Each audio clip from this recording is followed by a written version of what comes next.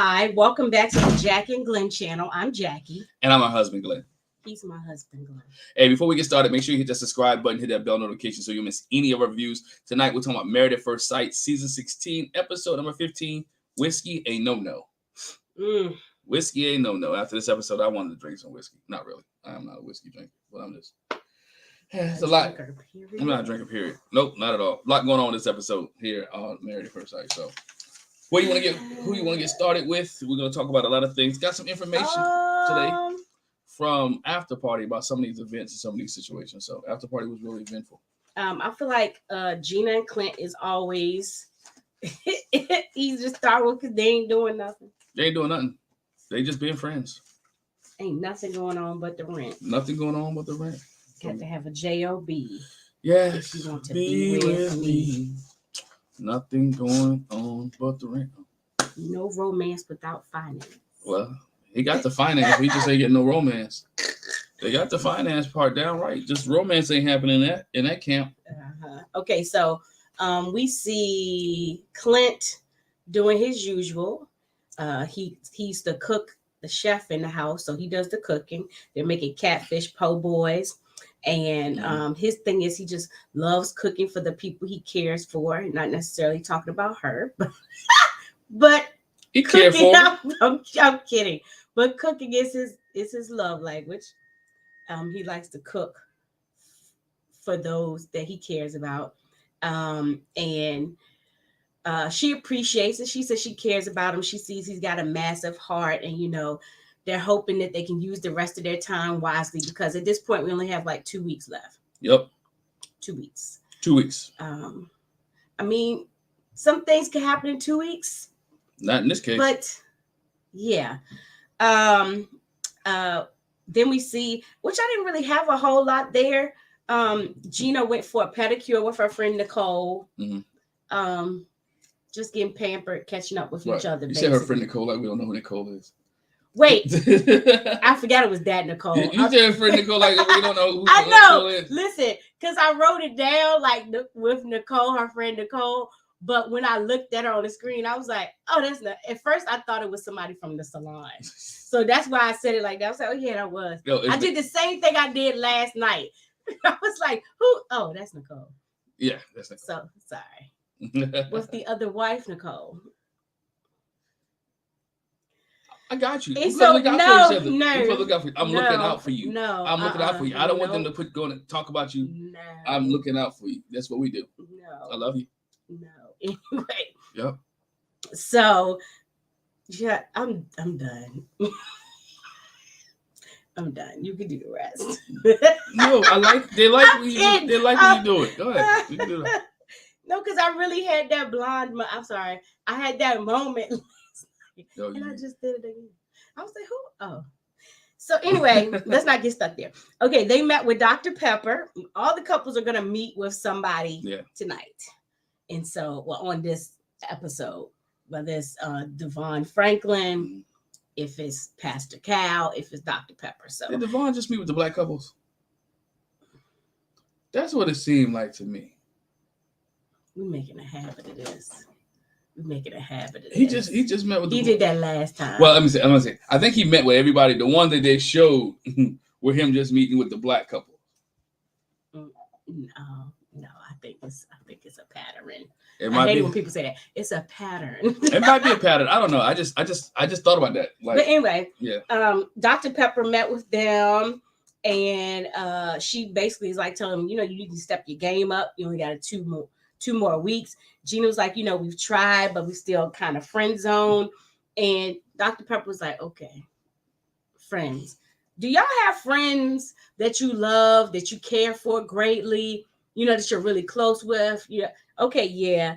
And so she was like, try going there. Develop a love for your friend that maybe can develop into a romantic love.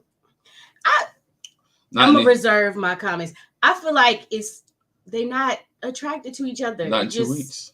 Is what it is. Not in 2 weeks. It just is what it is. And she's like, try going there. What will bring you to those deeper feelings? And she's like, I really don't know what I need. I guess like support, to someone to know I'm doing a good job. And Dr. Pepper's like, okay, so you need affirmation. Basically, and really about her job. But I mean, Clint gives her effort. This is what the stuff that she said is stuff that Clint does. And I'm sitting she here don't like him. I know she doesn't. Ginger. I know she doesn't. And then she is still stuck in the honeymoon. She's stuck on the honeymoon. But it's like what I said in our panel. If he had never said that, they'd be much further along. I feel that they will be further along, but I still don't feel like they will be where you would like them to be at 2 weeks left. But for Clint says, I compliment her. I need to start complimenting her more. Clint's like, what would touch him is something special if you put in extra effort for me. And Dr. Pepper's like, how about you cook for her? Oh, how about her cooking for you? And Gina was like, he's the one that's the chef. Dr. Pepper was like, so let him not be the chef that day. And you do something. Like she said, even if you can't cook, do something, right? Make a good gesture. She can't cook. She can't cook. She said, we're trying to get you there closer together, and, how do y'all feel about each other? Okay. She's like, the way I hear y'all talking about each other, it sounds like what people would say in a marriage where there's, high levels of, devotion and stuff like that. People would like to be in that place. But she encouraged them to watch movies that reflect such. And gosh, I cannot remember. Oh, she said Driving Miss Daisy. Mm-hmm. And the other one, I can't remember, but I wasn't familiar with. So she was like, even though Driving Miss Daisy is not romantic, it's just showing a strong connection between Hoke and Miss Daisy and devotion and, that kind of stuff. So maybe that'll help y'all open up emotionally. Gina don't want to do it. But anyway. She don't want to do it. She doesn't like him. And she may, she doesn't like him. She asked them, why don't y'all hold hands while you sitting there? Would that be so awful? And both of them were like, no. And she was like, okay, so hold hands and say something nice about each other. And Gina's like, you've gone above and beyond to take care of me. You cook for me, even though I'm not athletic and slender. And I feel like you're trying to chunk me up by stuffing me with all this good food. Well, she didn't say all that, but I'm just, that's me. But so that's the way she went with him. That's the way she threw some shade. That's shade right there. I don't think it's shady. What I said was shady. That's not what she said. But she said, you go out your way to take care of me. Basically, like you said, what does she do for him? She doesn't. He take care of Hank. He take care of the home. He cooks. She go to work. And comes home and talks about and come home and goes to her room and talk, even though she's and he goes to visit. I wonder, do he come to visit her? Does she come to visit his room, or does he always go there with Hank? He probably always go over there. Clint's like, I have a great appreciation for her character, her bravery for trying something new, for trying his stuff. And, they both acknowledge that they never actually verbalized this to each other before. So Dr. Pepper, like I said, she said a lot of marriages are built on and made up of just what you all just described. They friends. Y'all are missing a boat. They're friends that can't get over the hump, or friends that can't cross the bridge. Well, they don't want to cross the bridge. But I think Clint wants to cross the bridge. Gina don't want him to cross the bridge. I think he wants to cross the bridge. And she be sitting there like, well, yeah. And I think, no, man, anyway. She be like, gonna put words in his mouth and stuff. Anyway.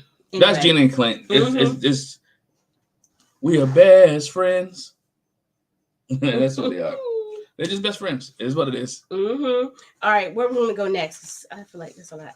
Nicole and Chris? Nicole and Chris. Okay. For Nicole and Chris, they sit down and have a little talk. And he was like, I just want to talk through everything and make sure he's doing everything that she's looking for. And she went through this whole confusing conversation about, I might say that I need space, but sometimes I do need space, but there's times when I don't need space. So I want you not to give me my space. And he's like, how the heck am I supposed to know which one is which? I'm glad he said that because I was confused. And Chris is not like most guys say, okay. He was like, no, what? Can you please explain, dumb it down, make it, write a picture, draw a map. What am I supposed to do? And she was like, well, when I ask you. She made me confused. And I'm not even married to her. And I know he was confused. I was basically confused. just talk to her. Basically, and help me process. I'll say, I just need some time to process this. And if you could just kind of help me, sometimes it helps. And she's right on this. Sometimes it helps if you just talk things out loud and kind of you figure it out as you're talking about it, and somebody can either just listen or interject, you know. But you gotta let just them know what she which said one. Was confused. She has to let them. She has to let them know which one, because as men, I say this all the time. As men, we're natural fixers. So you need to let me know what you want me to do. Do you want me to fix, or do you want me to listen? And so you can work through it. Mm-hmm. I need to know which one I need to be that day. And her thing is that she said, she's been in relationships where she's like shared her true feelings and how she felt, and most of the time it was like, hey, go over there with that. And so she was like, that's why she's kind of she had some trepidation about sharing and being in that space with him. But he was like, look, I'm not scared of anything that's going on with you. I'm not going to push you away. The door is not an option for me. I'm going to be there, and I'm going to help you get through it. I'm in it to win it, baby. I'm in it. He was like, I'm in it to win it. I'm here. They're still my favorite. I think they're the only one that's going to make it. But but you can tell why, because they're working through it, and their communication is great, right? And they communicate effectively, and they don't take it personal. And I think they are an perfect example of what this process is supposed to do. It's supposed to get you out of that pattern of cycles, that because your pattern has not been working for you. Your type, no, who you're attracted to, who you've been dating, that hasn't been working for you. So let me find somebody that you actually need. And the only thing is, you have to change your mindset and be like, he's not one of the regular losers. She went through that too later with Pastor Cal. Yeah. It keeps coming back in my mind that he didn't pick me. Let me get to that. Because you knew you got on the show, he did choose you. You walked in, and this is when she said it. Because he could have been like, he could be Eris. He could be Alyssa.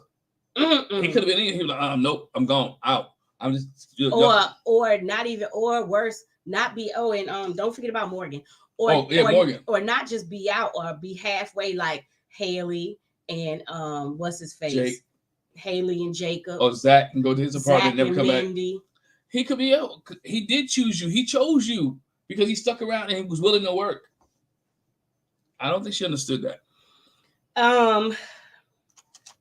Yeah, so I'll finish that in a minute. She goes lingerie shopping with Kirsten. Okay, which I think is funny because she didn't want to do nothing in the chest the other week, but she finally realized maybe I should spice it up a little bit. This is but I understand that. So she feels comfortable doing the lingerie. She didn't feel comfortable with the other stuff, which it's just a feather, and it's just a little massage. What you said on after party was she is the way she looked at her body. Mm-hmm. She didn't feel comfortable doing lingerie, and then it even made it more awkward with all the cameras and everybody being around, and that she had that on, and kind of she was awkward. She felt awkward, but Chris liked it though, and she said she can't return it. No, probably not. And whichever way, I was trying to figure out why she couldn't return it. I mean, I know she wore it. I think it's kind of like, but I don't know if he ripped it off or something's on it. No, it's probably like bathing suit type of thing. Even though I know lingerie doesn't necessarily have the liner on the inside. Mm. Once you take the liner out, you can't return it. Once you then scrumped in it. It's not sexy. You can't take it. Anyway. Yeah, so that's her thing. Lingerie is not her strong suit. She doesn't really like shopping for it because she's a thicker girl, which she can say again, but he can't. Nicole is like, I know I need to speak more positive about myself. And Kirsten's like, yeah, let me help you get your sexy walk on. She was like, well, I don't know if I got a sexy walk, more like a gremlin crawl. Nicole, stop. Nicole's like, I'm not sure if I'll ever be 100% in love with all of me. But I hope Chris loves me in spite of that. And of course he will. Of course he does. He don't have no problem with it. Listen, when I tell you Chris is the most easygoing, he gonna go with the flow. Unless she completely acts a donkey. And even then he might still be like, he's going to flow. if they break up, if they come back after the reunion, because I think they're gonna be together after the reunion, shocked. I'll be shocked too. I would like. It would really, and again, it would really have to take Mount Vesuvius erupting. It probably have to be him, because if she stayed with somebody who burned her with a cigarette, Chris has. No, that's what I'm saying. Yeah, it would have to take her erupting like Mount Vesuvius. Mm-hmm. Yeah. For him to be like, nope. Just that old Nicole. I don't want that. But anyway, Nicole says, I'm gonna be like, oh, hey, I'm here. Take my clothes off. Do what you want to do. And that's how she usually is. I'm like, she usually like. She like Miss Sealy. He get on top of me and do his business. You know what? That's again, she's telling the truth. What? She said it last week. There was no foreplay. She would like to have more foreplay. Chris is not a foreplay guy. We're learning right now that Chris is not a foreplay guy. He is getting to the business. So vanilla. I hope even though he gets to the business, he makes sure she gets taken care of. So vanilla. Yeah. Next, Pastor Cal comes to visit them again. How's it been going? Chris was like, we've been diving deep. Nicole was like, it's a little part of her that says he didn't pick me. No, he didn't, but he did choose to be in the process. He didn't pick you specifically. Be glad he didn't pick you. Because if he picked you, he might be one of those guys that you used to messing with. Yes. He might have picked you because he feel like, I can get over on her. You don't want that. It's good. But he did pick you because he's still in it. He's still in it to win. And that's what Pastor Cal said. He did pick you before he met you because he got into this process. And he asked for what he wanted specifically. And so they tried to give him that. And the question is, are you happy? And Chris was like, yes, she's happy. But Chris was like, I feel like she's in here, but she's got the the cartoon thing, the little angel over here, the devil over here, and she's listening more to, it's not going to work out. It's going to fall apart. It looks good now. And that's what Pastor Cal was like, what that is, right? It's self-sabotage. Self-sabotage. Like, you're self-sabotaging. And, that's kind of running him away. So you have the power, Nicole, and you, people. Your mind is not in control of you. Your emotions are not in control of you. Your emotions. You have control over them. You could choose to get angry about it or not. You can choose to feel like, oh my gosh, this is just going to be like everything else. Or you can choose to have a more positive outlook. And that's what Nicole says. I'm working on that. Pastor Cal was like, you need to change your rhetoric. Not I'm working on that. I am doing that. I'm doing it. And like our bishop says, not just for right now. No, not right now. You're going to walk away and stop doing it? You're going to walk, no. You're going to keep doing it. It's forever. Once you make the commitment, it's forever. And Nicole says she's afraid. She's like her relationship with Chris is helping her. Pastor Cal is like, do you feel like it's one-sided?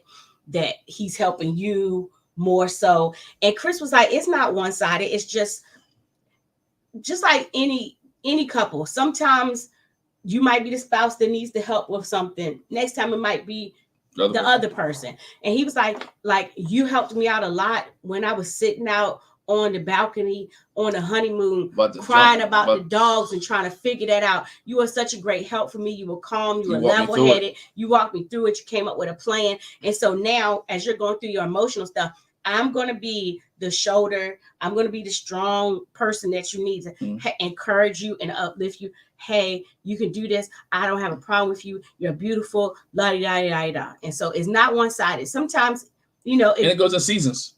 Yes. It goes. Sometimes it may be her season. Sometimes it may be your season. Sometimes it goes in weeks. Sometimes sometimes it goes in hours. So this hour you need it, next hour I need. Depends on the tragedy or the situation that happens in your life. So again, for sickness and poor, for sickness and health, to death do you apart.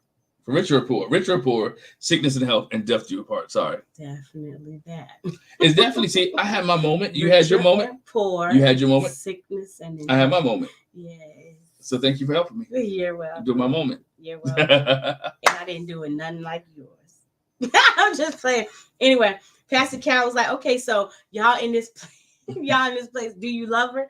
And Chris was like, honestly, I do love her. And she's like, oh, gives him a kiss. And is that the first time, you told, yes, the first time. I've been feeling it for a while. It's the first time I told her. And then she's like, oh, I love you too.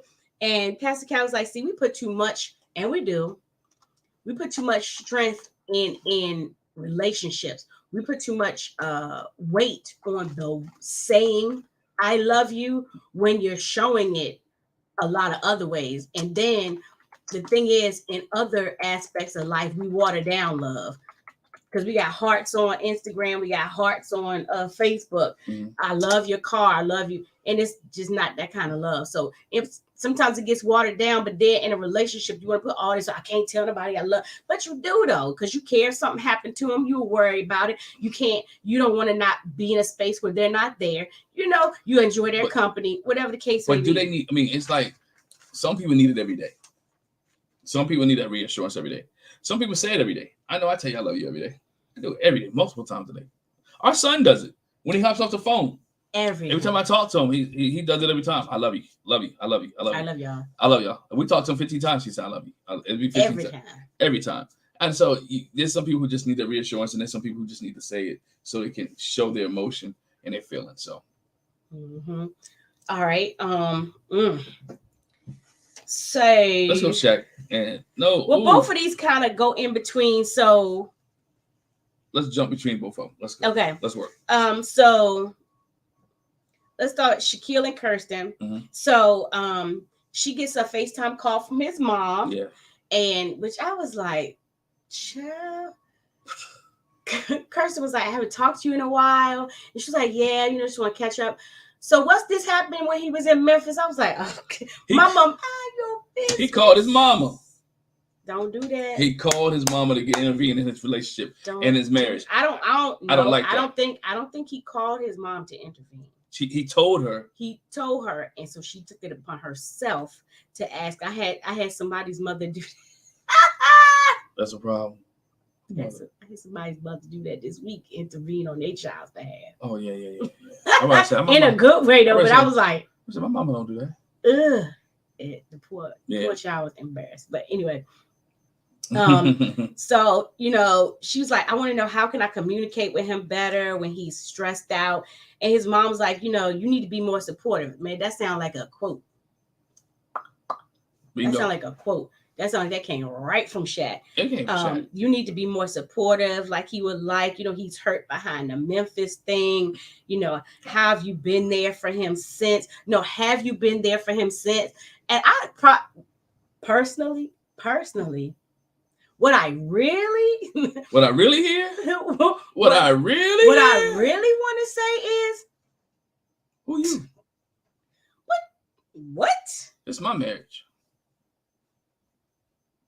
Now you have a little more liberty to say that when you're not in a married at first sight marriage. Even if you're in a married at first sight marriage, you can say, "Hold on, I appreciate you." But I'm talking about this is my marriage because they still trying to still trying to get to know each other. I'm just saying I got a little when I know your son a little bit better than you. He ain't lived in your house in a minute. Yeah. You know what I'm saying? So, but in this case. But let me explain what she missed in Memphis, right? Because on After Party, it kind of shares a little bit. It was the Southern Heritage Classic, right? Well, if you don't know what the Southern Heritage Classic was in 2002 when they filmed this, right? 2002. 22. Sorry, boy.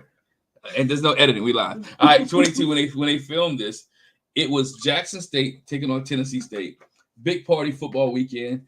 Things going on. A recruitment. You know, you got recruitment fair. You want to recruit kids. You will always want to get kids to go to universities. So what she missed out on was basically a tailgating party for the weekend that she may not want to go to. She may not be into football.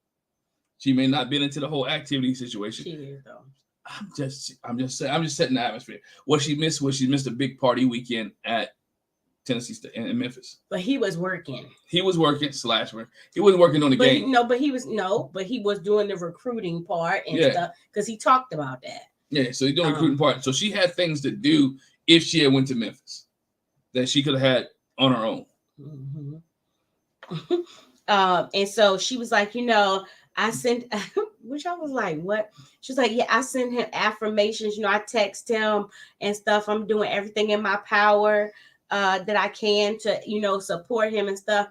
That's not support for everybody.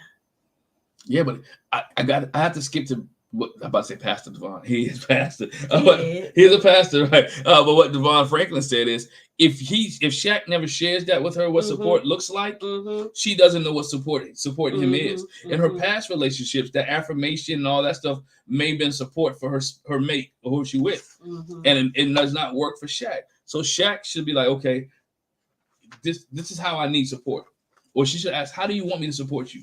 He knows and she knows just to be there. He just wants you to be on. He wants you to be the arm piece, the candy. Like, oh, Shaq, you married now? You know, those type things. Oh, you got a woman? Good, okay. Yeah, that's a whole different conversation. But you know, so it's a whole bunch of different things where he wants people to know that he has a woman now. Oh, I say, don't do that. Don't do that. That he has a woman. Y'all can read whatever that he has. That he don't do that. That he wants a woman.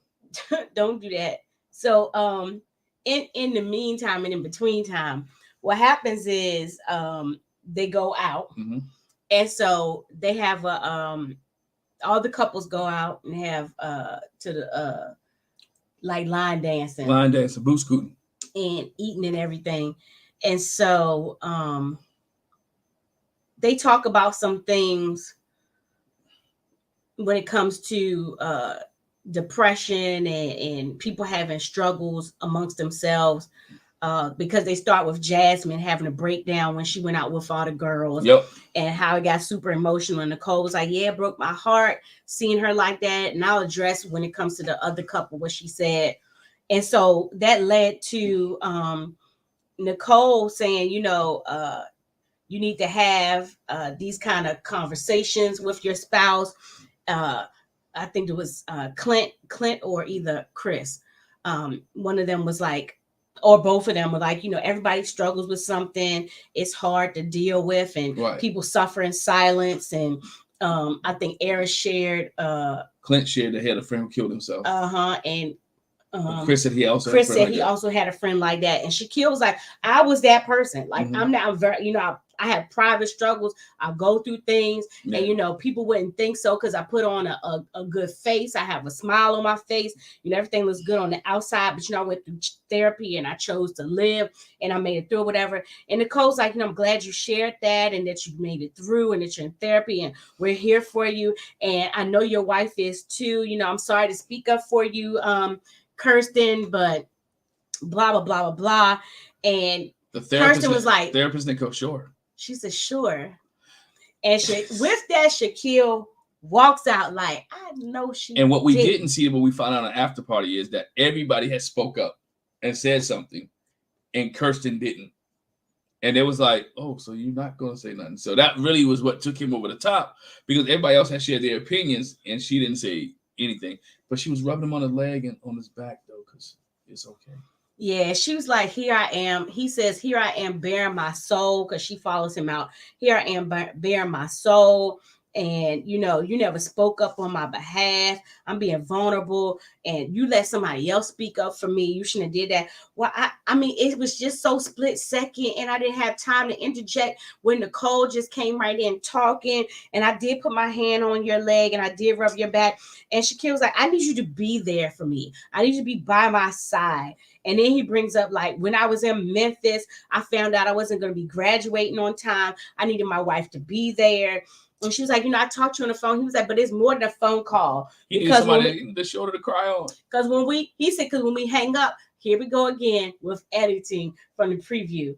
What he was saying was, when we hang up the phone, it's nice to have that encouragement while we're on the phone. But when you hang up, I'm still in my spot. I'm still in this space. And you're not there. We go on about our ways. I can sit here and sulk, and you can go hang out with your girlfriends and do whatever you was going to do. So he was like, it's just not different. But see, that magnifies the whole event. It was really not about some of it was about the event, but it was some about the event that he found bad news and he felt lonely and nobody was there for him. His wife wasn't supporting him. So he's the type of guy who wants the affirmation. He wants the wife to be there, to be supporting him all the time. And I get it, but there's sometimes your spouse is not going to be with you. There's some time that she may not be there. Now I understand the whole circumstances that they went through. That's one of the things that's there, but I get it, but understand that it is And marriages, the spouse ain't always there. Mm-hmm. And I know this is a fresh marriage, and she should be with him because of y'all newlyweds. You should be with your spouse when you're newlyweds. Y'all should be like almost inseparable. But what we found out is, she was like, if you want me to be there, just let me know. And he was like, I did let you know. And we had arranged it and everything. You was going to come this day and go that day, but then you had to work on Sunday. And what I said to my husband is, okay, she had to work on Sunday, but if she could arrange it, I mean, and I'm not saying it's a 30-minute trip from Memphis to Nashville, because it's not. But you have to work on Sunday. Okay, what happened on Friday and Saturday? If you could be there those days and be back to work, because that's what you had agreed to from beforehand. And she was like, I just want to encourage you, and we're in this together, and I want you to believe that I'm here for you. And that's a big thing for him too, because we've seen throughout this episode or throughout this season, her word is really it really isn't her word.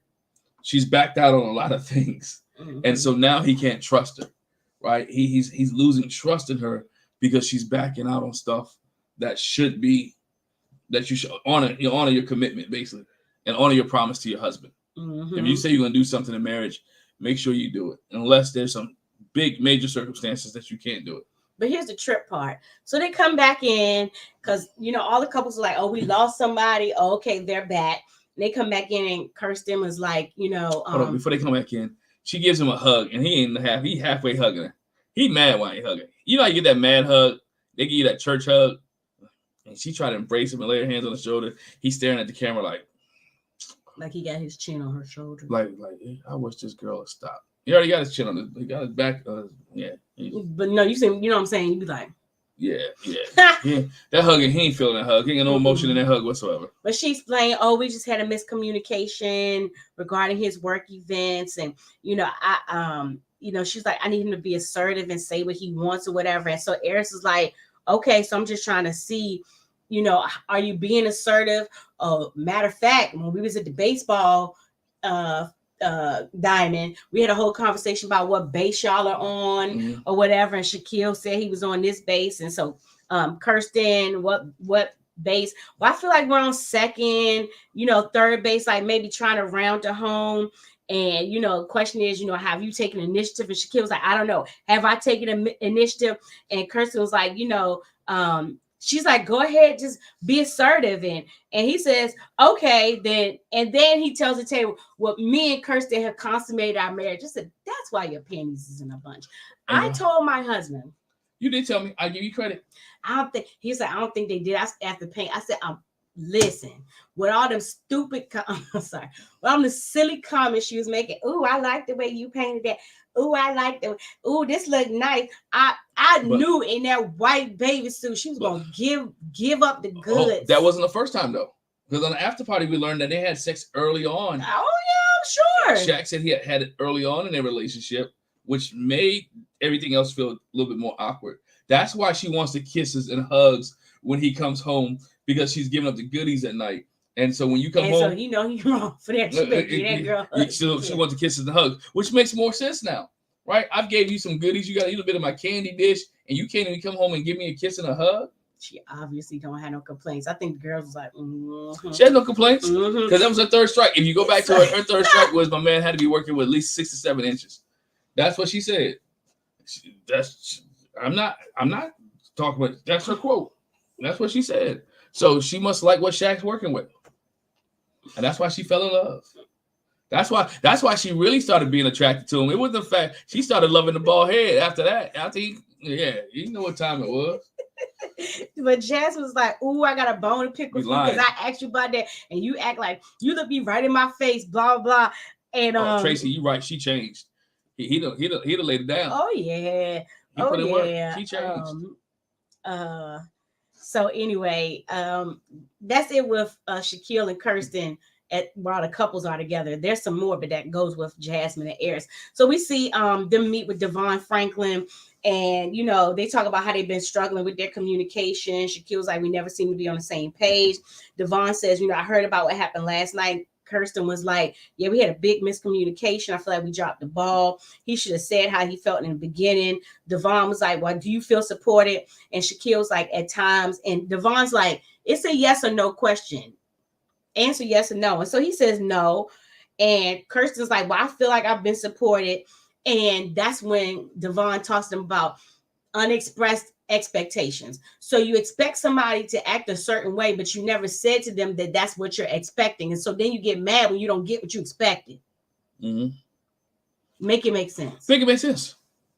And that can lead to resentment, and people get mad when it comes to that. And so I think that's really where they are. Devon was like, the issue of support is a marriage deal breaker. You have to be careful with that. And Shaquille was like, support looks like her being invested in who he is, seeing him in his zone at work events, like he wants her there to see him. And Kirsten was like, I feel like I am there for you. I try to be supportive, encouraging him to do his work and get it done. And like when we went to the Jackson, at the beginning, because we missed the first day of the honeymoon, Devon was like, it's hard to subscribe or say how some support should look to somebody else. Right. They know how they support looks to them. But you can't say I have been supporting them, because to him there might not be support. But there might be just regular But if you don't tell me though. Yes. You don't tell me. And so that's why they have this conversation, because he was like, have you ever talked about it? No, nope. They hadn't even actually really talked about it. If you tell me how to treat you, right? And this was a man. If you tell a man how to do something and he really takes care, and he really likes it, he'll go take care of that thing, right? You got to change your oil every 3,000 miles. He gonna make sure the oil change really appreciates his car. And so a woman should be, especially in this situation, every situation, if you tell a man how you're supposed to be treated and create a standard, he has to live to. He'll live to that standard if he loves you. Well, in this case, if Shaquille needs. In this case, Shaquille same time. Shaquille tells her, vice versa. If Shaquille tells her a standard, if a woman really loves you, and a man says, this is my standard, she'll abide by the standard. And when they drop below the standard, it means... Or the expectations. Expectations. Standard or expectation, whatever you want to call them. But you set those rules, as we call them, rules of engagement. You have the rules of engagement early on in marriage. And so everyone knows, don't cuss at me, don't fuss at me, you can get mad, don't put your hands on me. We're going to have a conversation, let's have a conversation. But these are the rules in this. I need you to support me. When I have function, I like you to be there. When you have functions, I'll be there for you. It's the easy communication that can save them a lot of trouble. I still don't think they end up together, but that's a whole different conversation. I wish they would. I wish they could overcome these obstacles. They're not insurmountable. They can get hinds feet and leap. Yeah. I think Shaq is done though. They can soar on eagle's wings, but I wish they could get it together, because I think they would be real cute together. They could work. But anyway, so she said she's looking for validation. Kirsten was like, the way my support comes, it comes over time, and then support will become easier. And Shaquille was like, I believe what she's saying. And Devon said, it lays the foundation of what's to come, not what's right now, it's what's to come. So you have to create your own narrative, and don't create your own narrative, because that becomes an issue in a marriage. Yes. You got to make sure you don't do that. Nope. So last but not least, we got Jasmine and Eris. The dancing man. Yeah. So Devon Franklin actually, from the episode, it looks like he comes to visit them first, and he visits them separately. Yes. He visits them separately. So Devon sits and talks to Jasmine, and he's like, I heard, you had a strong breakthrough when you were with the women. And she was like, yeah, I realized that, I put up with stuff. I tend to sweep it under the rug. And basically what he told her is, the more stuff you sweep under the rug, like the bigger the rug gets, and it's going to trip you up. So you can't sweep it under the rug. You have to deal with it. And he asked her, have you really expressed to Eris how you've been feeling? She was like, no, but I'm sure he can feel it. And Devon was like, we're not making no assumptions about what people can feel or what they think, unless you tell them. A lot of marriages are falling, as you talking about, or failed because of assumptions. Because you thought this, or you heard this, or you assumed this. Stop assuming in marriage and relationships. What mama said, I want to hear from the horse's mouth. I don't want to hear from nobody else's mouth. I want to hear from the horse's mouth. And with her, and Eris says it on the after party, if she had been forthright early on in the marriage, and if she's been challenging to him or calling him on his BS, he might have been attracted to her. He said he thinks that's sexy when a woman calls him out, when he challenges her, when he challenges him. Each his own. He said he likes that. So whether he blowing smoke or not, I want to think about what the man says. Again, facts. Facts that matter is he said he likes a woman who challenges him. Dr. Pia called it out the other week. But she's like, I think, how do you feel about it? She was like, I think we're I get compatible. there, Tracy. Go ahead. I think we're compatible. Oh, we can get there. We have things in common, and in the long run, I feel like we can work. What does marriage? I want, what she wants her marriage to look like, that we can connect on all levels. When she talks about how when they had that conversation, he said she wasn't deep enough, but she was like, all the stuff that he shared, like, I feel like my life hasn't been that traumatic. You're expecting me to give these issues, and like, my life has just been, only issue I have is that I was bullied in school. I mean, that's it. Because every time she talks about it, is that bullying in school was her biggest issue she had. Mm-hmm. Moving from Murfreesboro to Memphis, I believe, was the biggest issue she had. And Devon Franklin said, I mean, that's traumatic. Being bullied is traumatic. Yeah. Is it as extreme as some of the other stuff that he's been through? No, it's not, but it's still, so you share that. Did you when you got bullied, is that something that you share with your family? You were going through? No, she didn't even share with them. Hence, like she said, I sweep stuff under the rug. I keep. But you can't. You gotta stop comparing, because again, two different walks of life, two different people, two different backgrounds, different parents. You're not gonna have the same story. I don't care. You could be the same city. Y'all could be neighbors, and you won't have the same story when you get into marriage. You and your people you grew up in your house with, your siblings, y'all want to leave out the same house and have whole different stories. Oh yeah, we know that to be true. Boy, I know that to be true. She said she doesn't share with him because she's afraid of what his response will be. Again, it might be not attracted to you, so she don't share with him. And Devon was like, and if he does, it's not an indictment against Jasmine. Right. It's just his truth. Don't live in that fantasy. I encourage you to talk to him about it and, get it sorted out. So then we see Devon meet with Eris. And he was like, I'm here to help y'all out. I know that physical attraction's been an issue. And Eris like, yeah, that's been the biggest hurdle. Okay, is there anything that you see that's appealing about her? I mean, she has a passion about her job, her career. She's got a calming presence. She's really cool people, basically. And Devon was like, appealing is another word for attraction, right? Nah, he didn't know that. He didn't. Eris says, but I want to be attracted, but people can't change themselves. Basically, like he used example, if I like a taller person, a shorter person is not just gonna get taller.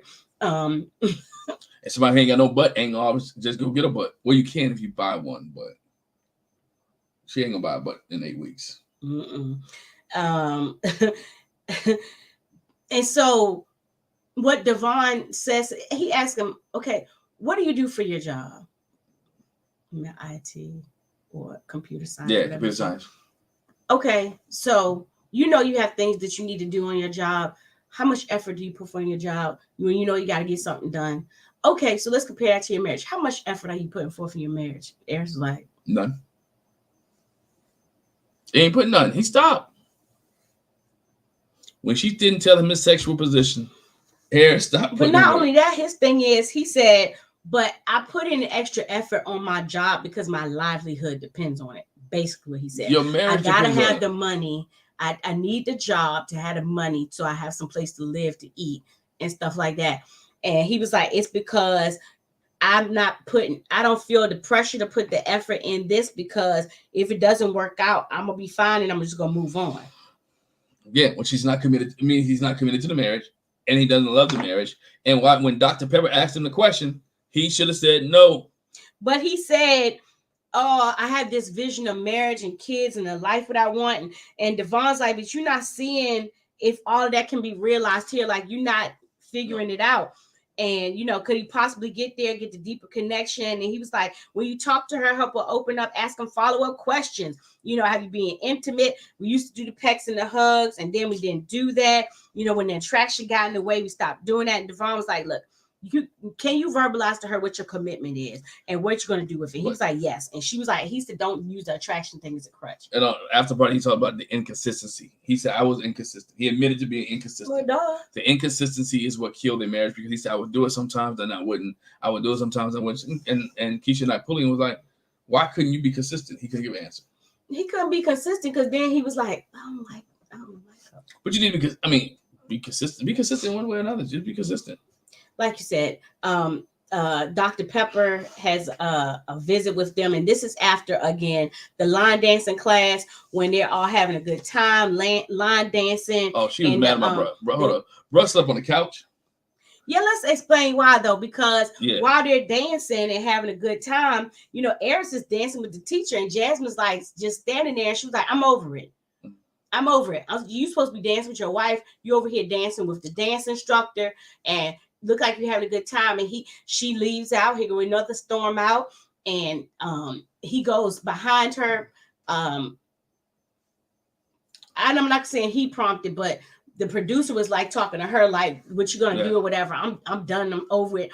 And he was like, I didn't take it like that. I just figured she was coming to me because I'm like one of the worst dancers in here. She was just helping me out. And so I was just going with it, but I can see how it would look to you. It didn't look nice. Because we're in this space.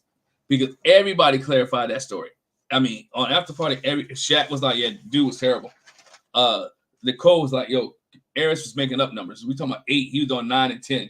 That he was just that bad. And the instructor was like, look, let me work with you on this. And even Jasmine was getting upset because she's a cheerleading coach. She has the coordination and balance and all that and can dance. And so it was nothing personal. It wasn't like he was trying to be attracted to it. She grabbed him like, okay, let's dance. You can even see that he wasn't trying to get a push-up on the instructor based off the separation. There was that, and he was just going through the motion, having a good time. But it just goes to she was already in her feelings. Yeah, but it just goes back to the thing, like I said earlier. I said I'll get back to when Nicole was sitting at the table. She was talking about how Jasmine had her breakdown, and you need to be more supportive. You need to be there for your wife. You need to come through for her. First of all, Nicole, mind your little business. Mind your business. Stop telling people what to do. I appreciate the sentiment. I appreciate the concern, but you in your marriage, stay in yours. She's trying to look out for her girls, but you got to realize you can't be in everybody else's marriage. But you also don't tell them, I need you to try harder. No. His wife needs him to try harder. What I need you to let his wife mind your business. Well, he's lucky this was the last episode, because her and Morgan would have got into it. Yeah. You all in my business? Mean last season? Last season, yeah. Last season. And so. Again, Dr. Pepper comes to visit with them. We talk about the emotional climate. You already mentioned that after the whole little thing with the line dancing. Homeboy was sleeping on the couch. Tension was high. And they say you can cut it with a knife. She was giving him the business. My man slept on the couch. She wasn't talking to him. They was fighting like an old married couple. Old married couple. You go sleep on the couch. You go stay over here, which I don't know why the couch. The longer I'm married, why that whole little whole little fighting like an old married couple makes me laugh, because we don't fight like that. And I'm like, how old of a married couple do you have to be to fight like that? Because and longer you go in marriage, you learn some of the stuff that you argue about is pointless. It's pointless. As you get longer married, we're gonna be 22 years in October. I realize some of the stuff that we argue about is pointless. Can we just go ahead and get through this so we can enjoy the rest of the day? It's pointless to you. No. I get it. It means a lot to you. To me, it becomes pointless, because I'm gonna be like, you know what? I apologize. I messed up. I hurt your feelings. I'm sorry. Shouldn't have came out that way. Like that to you. Shouldn't have came. I care about your emotions and your feelings. I've gotten better.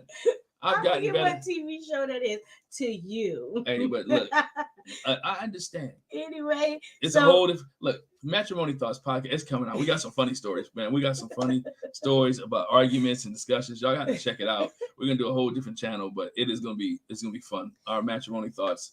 It's gonna be good. Okay. And so Dr. Pepper talks to them about that. Jasmine talks about how she was triggered, and in that moment she spoke up. She was just like, I'm not going to take it. I'm not taking it no more. Okay.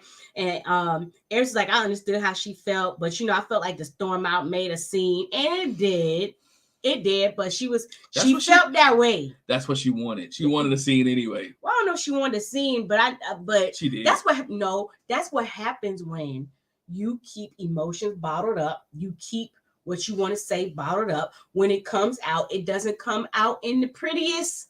And it don't come up. Think about the soda can or soda bottle that shook up. Yeah. When the top come off, it go everywhere. And that's what happens when you keep your emotions and your feelings and what you want to say bottled up. When it comes out, you can either explode or implode. And this was the wrong moment because she should have saved that for when he really did something.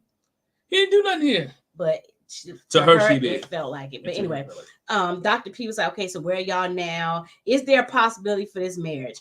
And this is where you were like, he should have said no. He just give it up. He said yes. Give it up, turn it loose. He said yes, and then she didn't even answer. So she said she feels lost. But his response was reassuring to her that he's in it. No. Don't fall for That's a no. That's a no. And you know what the production told them? Look, I can't have y'all leave too. We can't be down to 3 couples. So I need you to say yes on this. He probably sat there and agonized. We probably think we got an instant answer. He probably sat there and agonized. Yeah. Aaron's like, I know I need to provide a better environment for her to be vulnerable. Jasmine's like, I want to feel more like your wife more than your friend.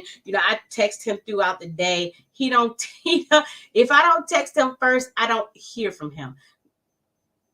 Don't do that. That's about right. That's par for the course. That is exactly what I expected. Yeah. I figured he would. I expect him to know that. Dr. Pepper was like, no excuse. He should set a reminder on your daggone phone. Hey, let me text Jasmine. Let me check on Jasmine. Let me see if she's still breathing. But this is simple, right?